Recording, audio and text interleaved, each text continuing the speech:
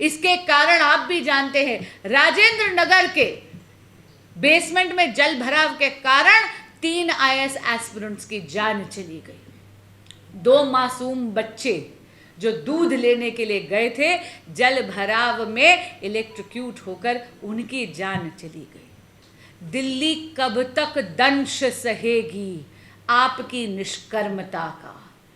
और आज माननीय आतिशी जी के बयान ने बता दिया कि चेहरा भी नहीं, मुखौटा बदला है सिर्फ, लेकिन काम वही होगा, यानी पूर्ण विराम लगा रहेगा दिल्ली के विकास कार्यों पर। दूसरी तरफ आज देखिए, हम 7 सांसद आदरणीय उपराज्यपाल जी के पास एक रिप्रेजेंटेशन लेके गए थे कुछ दिन पहले। 9 मुद्दे हमने उनके समक्ष रखे थे। उनमें से एक बहुत ही अहम मुद्दा था म्यूटेशन का, जहां पर यदि आपके पास पैतृक संपत्ति आती है, घर के बड़े बुजुर्ग के देहांत के बाद भी म्यूटेशन नहीं हो रही थी, यानी कि लैंड रिकॉर्ड्स में वो संपत्ति, वो लैंड आपके नाम पर नहीं चढ़ रहा था।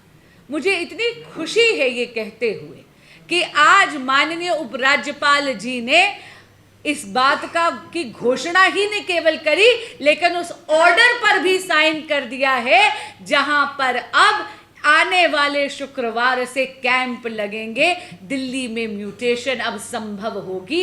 इससे ना जाने दिल्ली के कितने अनगिनत गांव वालों के लिए जीवन सरल होगा, सुगम होगा।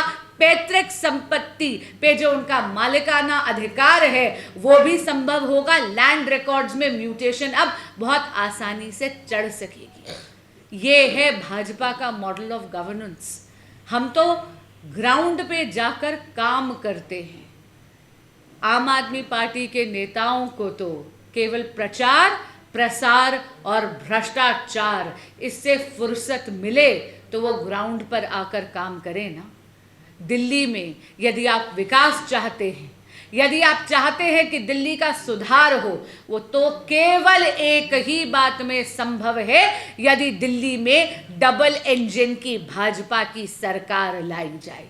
इसलिए मीडिया के बंधुओं के जरिए मैं दिल्ली के देवतुल्य मतदाता से आग्रह करूंगी कि आने वाले चुनाव में भाजपा का चयन कीजिए, यहां पर डबल इंजन की सरकार लाइए और फिर देखिए दिल्ली कैसे स्वर्ग बनती है। दिल्ली में भी प्रगति पर किस तरह वो भी प्रगति के पथ पर अग्रसर होती है। और एक बात पुनः दोहराऊंगी, ये जो इस्तीफे का फैसला माननीय मुख्यमंत्री अरविंद केजरीवाल जी ने करा है, ये नैतिकता के आधार पर नहीं है, उनकी विवशता है। क्योंकि इस देश की कचहरियों ने बार बार पाया है कि माननीय मुख्यमंत्री अरविंद केजरीवाल जी शराब घोटाले के किंग पिन हैं। 90 से 100 करोड़ रुपए के किकबैक्स उन्होंने लिए, जिसका दुरुपयोग आम आदमी पार्टी की गतिविधियों के लिए गोवा के चुनाव में किया गया।